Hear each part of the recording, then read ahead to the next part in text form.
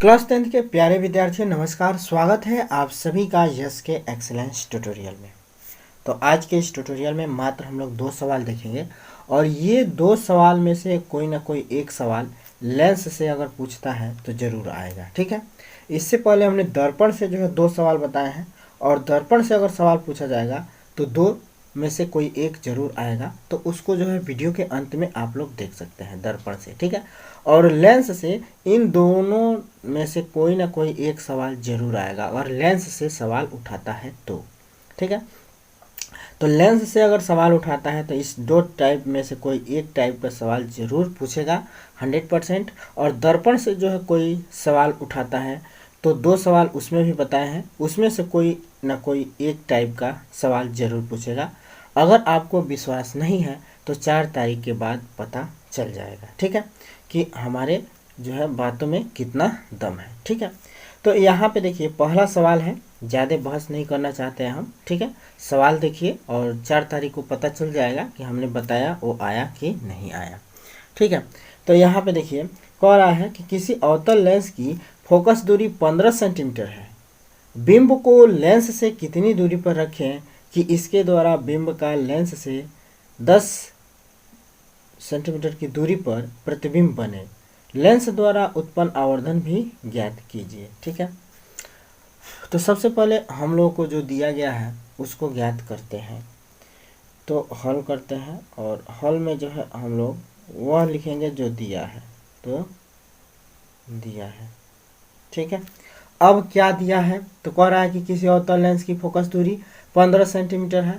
तो कोई अवतल लेंस है, तो अवतल लेंस जो है कैसे होता है आप लोग को पता होना चाहिए कि ये जो होता है अवतल लेंस होता है, दोनों किनारों पे मोटा होता है, बीच में पतला होता है। तो ये होता है आपका अवतल लेंस। ठीक है, और अवतल लेंस के बारे में ये जो है आप लोगों को जानकारी होनी चाहिए। क्या जानकारी होना चाहिए कि अवतल लेंस का जो फोकस होता है वह जो है क्या होता है, अवतल लेंस का फोकस इसका ऋणात्मक होता है। अवतल लेंस का फोकस क्या होता है, तो ऋणात्मक होता है। और जो वस्तु रखा गया है इधर, तो उसका भी जो है दूरी ऋणात्मक होता है। उसका भी दूरी क्या होता है, तो ऋणात्मक होता है। अब वस्तु की दूरी को जो है u से दिखाते हैं। ठीक है, और प्रतिबिंब की दूरी को जो है v से दिखाते हैं। तो v बदलेगा, u जो है u इसमें ऋणात्मक रहता है। ठीक है, अवतल लेंस में सबसे पहले जानकारी ये होना चाहिए अवतल लेंस में। ठीक है, अवतल लेंस का फोकस दूरी ऋणात्मक होता है। ठीक है, और उत्तल लेंस का भी जो है फोकस दूरी नहीं, उत्तल लेंस का फोकस दूरी धनात्मक होता है और अवतल लेंस का फोकस दूरी ऋणात्मक होता है। ये आपको याद होना चाहिए। अब यहाँ पे देखिए दिया है किसी अवतल लेंस की फोकस दूरी 15 सेंटीमीटर है। तो देखिए जब अवतल लेंस है इसकी फोकस दूरी f बराबर 15 सेंटीमीटर दिया है तो ई ऋणात्मक नहीं कहेगा, बस ई कह रहा है कि अवतल लेंस है। तो अवतल लेंस की फोकस दूरी हम लोग अपने आप जो है माइनस में लिखेंगे। ठीक है, अवतल लेंस की जो फोकस दूरी है अपने आप हम लोग इसको माइनस में लिखेंगे। ये आपको ध्यान में होना चाहिए कि अवतल लेंस है तो फोकस दूरी ऋणात्मक होगा। अब कह रहा है कि बिंब को लेंस से, बिंब का मतलब वस्तु को, ठीक है, बिंब का मतलब वस्तु को, यानी कि बिंब को लेंस से कितनी दूरी पर रखा जाए, यानी कि यहाँ से ये कितनी दूरी पर रखा जाए। यानी कि ये u पूछ रहा है, u जो है ये पूछ रहा है कि वस्तु को कितनी दूरी पर रखा जाए, वस्तु को कितनी दूरी पर रखा जाए कि इसके द्वारा बिंब इसके द्वारा बिंब का लेंस से 10 सेंटीमीटर दूरी पर प्रतिबिंब बने। यानी कि प्रतिबिंब कितने सेंटीमीटर की दूरी पर बने, तो 10 सेंटीमीटर की दूरी पर बने। तो इसके लिए भी जो है हम लोग v का मान ऋणात्मक ही लेंगे। अवतल लेंस है ना, तो v का मान हम लोग जो है क्या लेंगे, ऋणात्मक ही लेंगे। ठीक है, तो इसमें v का मान हम लोग अपने आप ऋणात्मक लेंगे। ठीक है, ये आप लोग याद रखिएगा कि इसमें जो भी इमेज बनेगा लेंस के सामने बनेगा, तो लेंस के सामने जो बनेगा वह ऋणात्मक होगा। ठीक है, इधर ही बनेगा। तो अब इस प्रकार जो हम लोग v को भी ऋणात्मक लेंगे। ठीक है, अब हम लोग जो है लेंस सूत्र का उपयोग करेंगे। लेंस सूत्र से ये जो है u निकाल लेंगे। तो लेंस सूत्र से, लेंस सूत्र का प्रयोग करेंगे हम लोग। तो लेंस सूत्र आपको याद होना चाहिए कि लेंस का जो सूत्र होता है 1/v माइनस 1/u होता है, ठीक है। यही सूत्र दर्पण में धनात्मक होता है, लेंस में ऋणात्मक होता है। ये आपको याद होना चाहिए ये सवाल हल करने के लिए, ठीक है। और सवाल अगर आप लोग हल करेंगे तो आपको फुल नंबर मिलने के चांसेस हैं, ठीक है। तो यहाँ पे आप देखिए, इसमें हम लोग मान भर देते हैं, पक्षांतर कर लेंगे, सॉल्व कर लेंगे। तो यहाँ पे देखिए एफ का मान यहाँ पे भरेंगे, यहाँ पे ऐसे एरो लगा देंगे तो पता चल जाएगा कि मान हम लोग भरे हैं, ठीक है। तो यहाँ पे सबसे पहले हम लोग को एफ दिख रहा है तो इसमें एफ भर देते हैं। तो 1/-15 लिखेंगे, ठीक है। इसके बाद से क्या दिख रहा है हम लोग को इस सूत्र में, तो u वही रहेगा, तो u को ऐसे ही रखते हैं। अब माइनस में 1/v, तो 1/v, तो v का मान माइनस में कितना दिया है 10, तो 10 भरेंगे। माने जो चिन्ह है चिन्ह के साथ यहाँ पे हम लोग भर लेंगे, इस चिन्ह में कोई परिवर्तन नहीं करेंगे अभी, ठीक है। माने जब सवाल के हिसाब से परिवर्तन करेंगे, ठीक है। तो अब यहाँ पे देखिए, अब हम लोगों को चूँकि u का मान ज्ञात करना है, तो इसको जो है अज्ञात है, तो अज्ञात को एक तरफ रखते हैं, ज्ञात को एक तरफ कर लेते हैं। तो इसको जो हम लोग पक्षांतर करके इधर कर देते हैं। तो ये माइनस में 1/v इधर u इधर रहेगा, और ये जो है 1/-15v रहेगा, और ये जो चीज़ है इधर आएगा बराबर के इधर, तो माइनस में है तो ये हो जाएगा प्लस में, माने ये चीज़ उठ के इधर आएगा तो जो है क्या होगा प्लस में हो जाएगा, क्योंकि इधर माइनस में है तो इधर आएगा तो प्लस में हो जाएगा, ठीक है। अब इसको हम लोग सॉल्व कर लेते हैं। तो देखिए ये माइनस में है तो इसको जो हम लोग माइनस ले सकते हैं। तो अब हम लोग चाहें तो इसको पहले और इसको बाद में भी लिख सकते हैं, 1/10 माइनस में 1/15 लिख सकते हैं, क्योंकि ये माइनस में है तो इसका चिन्ह माइनस में होना चाहिए, ठीक है। और ये धन में है तो इसका ये धन में है, ये है, ठीक है। तो अब हम लोग जो है क्या करेंगे, इसका जो है लॉसा निकाल लेते हैं। 10 और 15 का लॉसा कितना हो जाएगा, तो 10-15 का लॉसा निकाल लीजिए।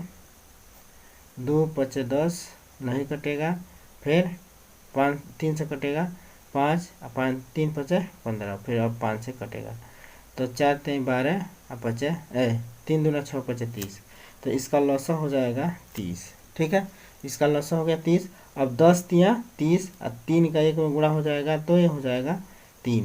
भाई भिन्न का घटाना समझिए, तो क्या करते हैं 10 से इसमें भाग देंगे, 10 तियाँ 30, 10 तियाँ 30 और 3 का 1 में गुणा कर देते हैं, माइनस है तो माइनस, 15 दूना 30 और 2 का 1 में गुणा करेंगे तो 2 होगा। अब 3 में से 2 घटाएंगे तो 1, अब बट्टे में हो जाएगा 30, बट्टे में कितना हो जाएगा 30, तो 1/30, यानी कि माइनस में 1/u बराबर 1/30 आ रहा है। तो अब हम लोग जो है क्या करेंगे भाई, इसको पलट देंगे, u का मान निकाला है इसको भी पलट देंगे, तो ये हो जाएगा माइनस में u बराबर ये हो जाएगा 30।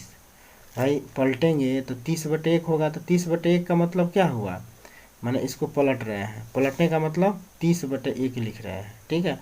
तो 30/1 का मतलब 30, और इसको पलटने का मतलब v/1 लिखेंगे माइनस में। तो माइनस में अब देखिए माइनस में v है तो इसको लिख सकते हैं कि u बराबर क्या माइनस में 30। तो -30 बता रहा है कि जो है जो वस्तु रखी जाएगी वह जो है लेंस के इधर रखी जाएगी, ठीक है। तो लेंस से जो है 30 माइनस में जो है, माइनस का मतलब इधर की ओर जो है रखी जाएगी, तो 30 सेंटीमीटर की दूरी पर जो है इस वस्तु को रखी जाएगी। तो आपका जो प्रतिबिंब बनेगा वह माइनस में 10 सेंटीमीटर की दूरी पर बनेगा। तो यह जो है आपका सवाल का एक जवाब हो गया कि प्रतिबिंब की दूरी 30 सेंटीमीटर है। तो इस प्रकार हम लोग लिख सकते हैं यहाँ पे,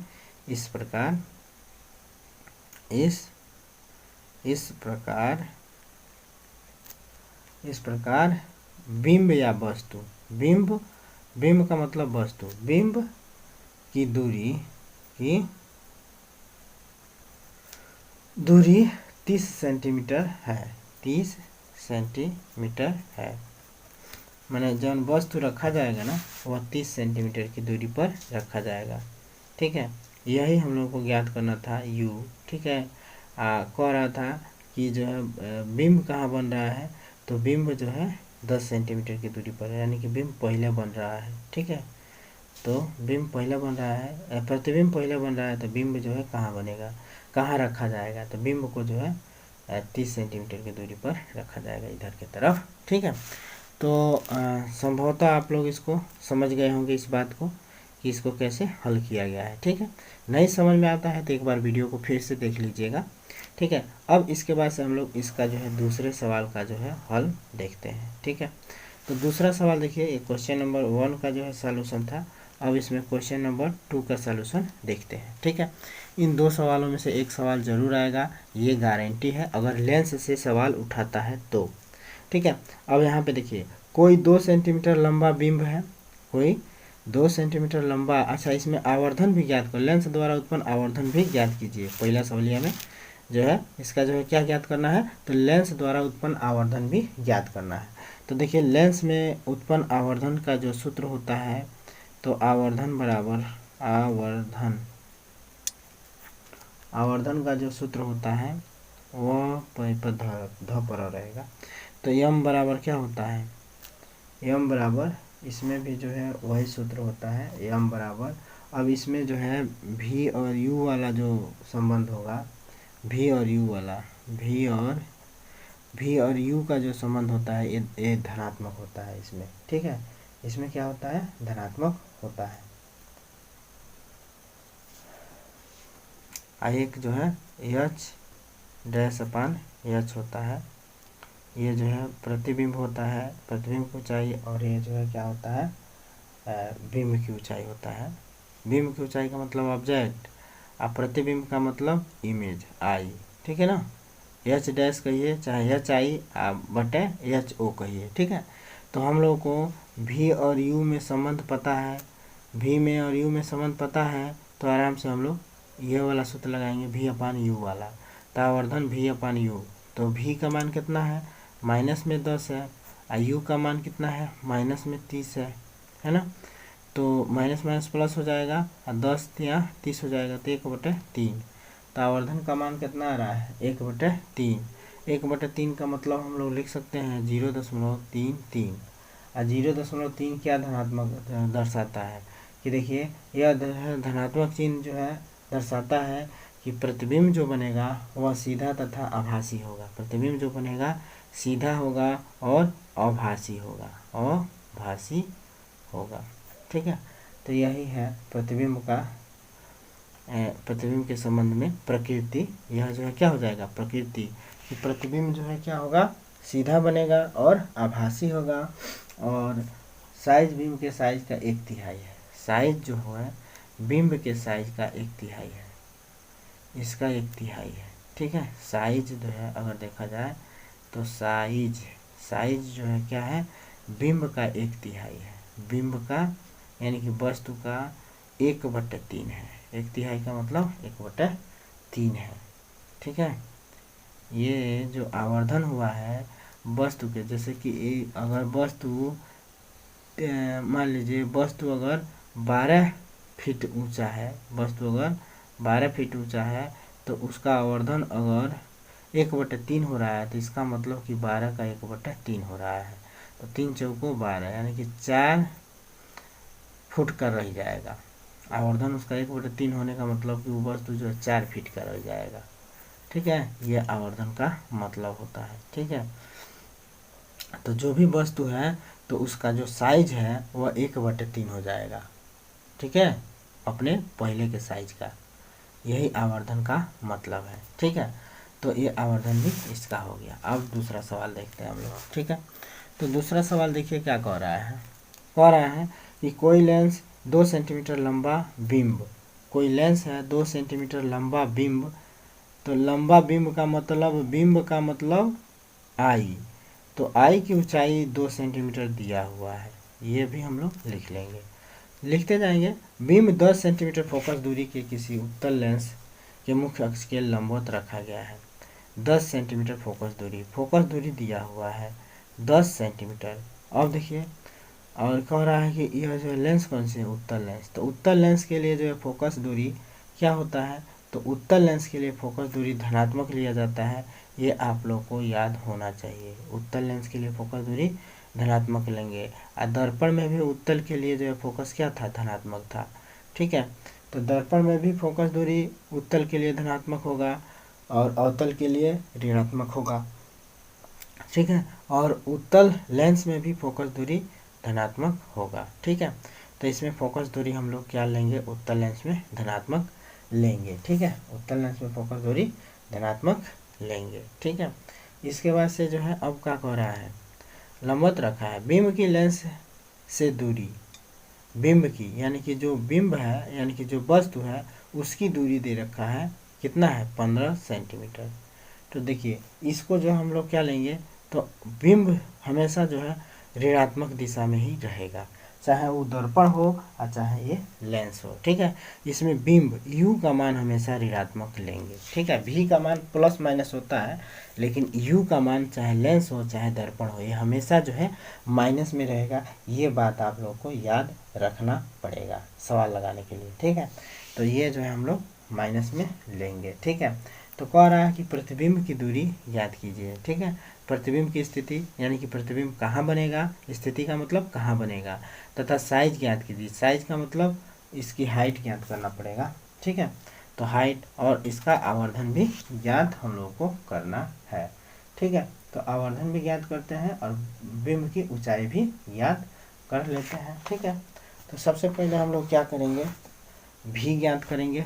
तो भी कैसे ज्ञात करेंगे, अब इसमें देखिए हम लोग को साइज ज्ञात करना है, तो एच क्या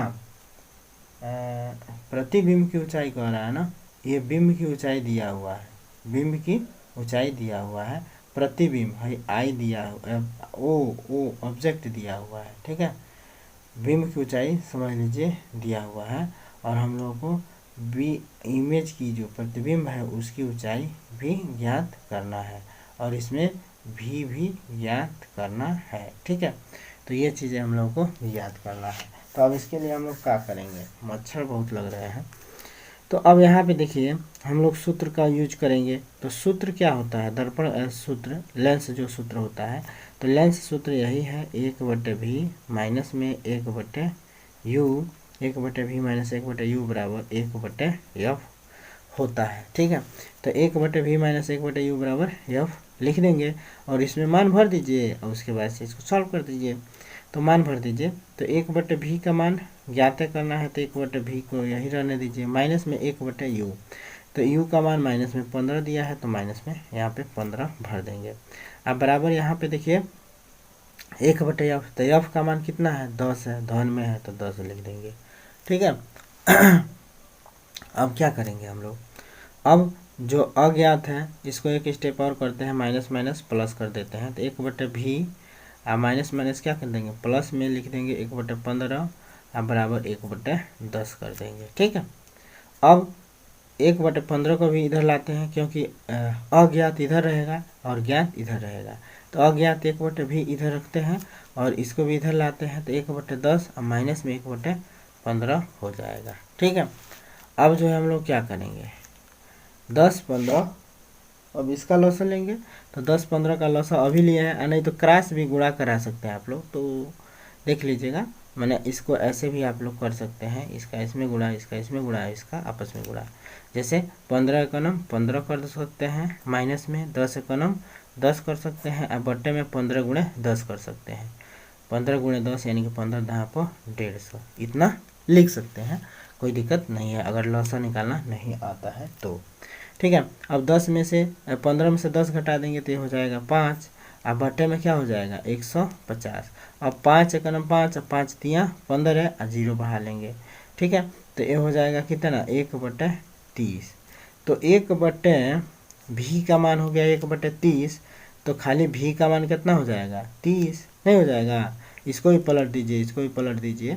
ठीक है, तो v बराबर हो जाएगा आपका 30, तो ये आपका जो है धन में आ रहा है, v का मान जो है क्या आ रहा है, धनात्मक दिशा में है, तो धनात्मक दिशा का मतलब जो है क्या होगा, तो यह जो है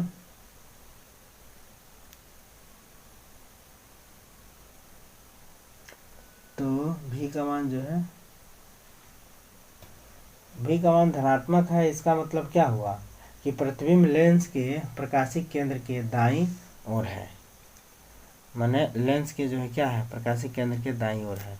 माने ये आपका उत्तल लेंस है ना, इसमें उत्तल लेंस लगा है ना, तो ये जो है जैसे कि आपका ये उत्तल लेंस है, तो यह जो प्रतिबिंब बनेगा ना, प्रतिबिंब इधर बनेगा, ठीक है, इधर कहीं बनेगा, ठीक है, दाहिने ओर 30 सेंटीमीटर पे बनेगा। प्रतिबिंब जो है क्या होगा, वास्तविक होगा तथा उल्टा होगा। और इधर जो प्रतिबिंब बनेगा ये वास्तविक होगा, इधर जो प्रतिबिंब बनेगा वास्तविक होगा किंतु उल्टा होगा। माने वस्तु ऐसे रखी हुई है तो प्रतिबिंब बनेगा ऐसे, ठीक है, ये याद रखिएगा, ठीक है। वस्तु ऐसे रखी हुई है तो प्रतिबिंब कैसे बनेगा, ऐसे बनेगा। उत्तल लेंस में उल्टा प्रतिबिंब बनेगा, ठीक है। तो ये जो है प्रतिबिंब जो है वास्तविक होगा और उल्टा होगा, ठीक है, इसको याद रखिएगा, ठीक है। यहाँ पे लिख सकते हैं, यहाँ पे लिख दीजिए कि चूंकि भी का मान धनात्मक है, भी का मान धनात्मक है, तो इससे पता चलता है कि प्रतिबिंब लेंस के प्रकाशिक केंद्र के दाहिने तरफ है। प्रतिबिंब लेंस के प्रकाशिक